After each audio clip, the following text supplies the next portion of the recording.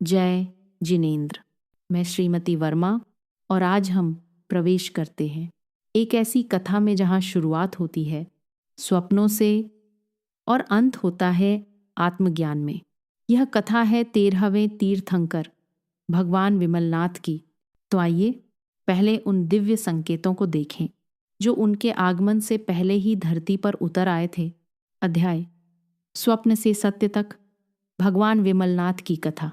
एक शांत रात्रि थी। कंपिलपुर नगरी सो रही थी। महारानी श्यामा देवी अपने शयन कक्ष में विश्राम कर रही थीं।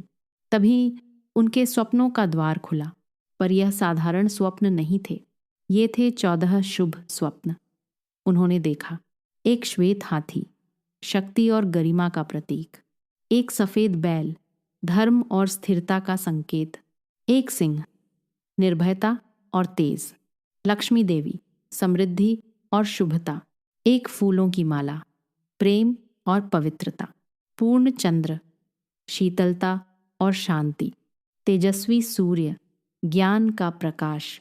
एक ध्वज, विजय और आदर्श। एक स्वर्ण कलश, पूर्णता और मंगल।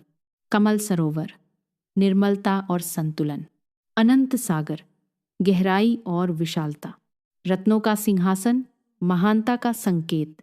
एक दिव्य विमान, देवों की उपस्थिति। और एक अग्नि जो जलती है पर जलाती नहीं, शुद्धता और तप। स्वप्न समाप्त हुए, पर उनके हृदय में एक गहरी शांति रह गई। सुबह उन्होंने राजा कृतवर्मा को सब बताया। सभा बुलाई गई। आचार्यों ने कहा, महारानी, ये स्वप्न संकेत हैं एक ऐसी आत्मा के जो संसार को अज्ञान से ज्ञान की ओर ले जाएगी। आपके गर्भ से एक तीर्थंकर का जन्म होगा, भगवान विमलनाथ। समय आया और एक दिव्य बालक ने जन्म लिया। नाम रखा गया विमलनाथ। पर इस कथा की सबसे बड़ी बात उनका जन्म नहीं, उनका भीतर का संघर्ष है। बचपन से ही विमलनाथ भीड़ में भी अकेले से लगते थे। उत्सव होता पर वे सोचते, हंसी होती पर वे प्रश्न करते। एक दिन उन्होंने माँ से पूछा, माता, जो आज है क्या वह हमेशा रहेगा? यह प्रश्न एक बालक का नहीं, एक जागृत आत्मा का था। युवावस्था आई, राज्य, शक्ति, सम्मान सब मिला, पर उनके भीतर एक खालीपन भी था। फिर एक दिन उन्होंने देखा एक वृद्ध, एक रोगी, एक मृत शरीर, और उसी क्षण उनका भ्रम टूट गया। मैं किस बात का राजा हूं जब मैं दुख, रोग और मृत्यु को रोक ही नहीं सकता? उस रात उन्होंने खुद से पूछा, मैं कौन हूं? और यही प्रश्न उनके जीवन का सबसे बड़ा मोड़ बन गया। उन्होंने सब कुछ त्याग दिया, न कोई शोर, न कोई घोषणा, बस एक मौन निर्णय। और वे बन गए मुनि विमल। साधना शुरू हुई। मन ने विरोध किया, शरीर ने कष्ट दिया, पर उन्होंने हार नहीं मानी। धीरे धीरे मन निर्मल होने लगा, और एक दिन जब भीतर कुछ भी अशुद्ध नहीं बचा, तब हुआ केवल ज्ञान।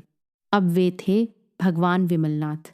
उन्होंने सिखाया शुद्धता बाहर नहीं, भीतर से आती है। अंत में उन्होंने निर्वाण प्राप्त किया और उनकी आत्मा अनंत शांति में स्थित हो गई। समापन भाव। माता के स्वप्न सिर्फ संकेत थे, पर असली यात्रा विमलनाथ ने स्वयं पूरी की। वे हमें सिखाते हैं जन्म महान हो सकता है, पर महान बनना अपने निर्णय से होता है। इसी गहरी अनुभूति के साथ 13वें तीर्थंकर भगवान विमलनाथ की यह पावन कथा यहीं पूर्ण होती है। अगले अध्याय में हम आगे बढ़ेंगे 14वें तीर्थंकर की ओर। हमारे साथ जुड़े रहिए। जय जिनेंद्र। अपनी भावना कमेंट में ज़रूर साझा करें।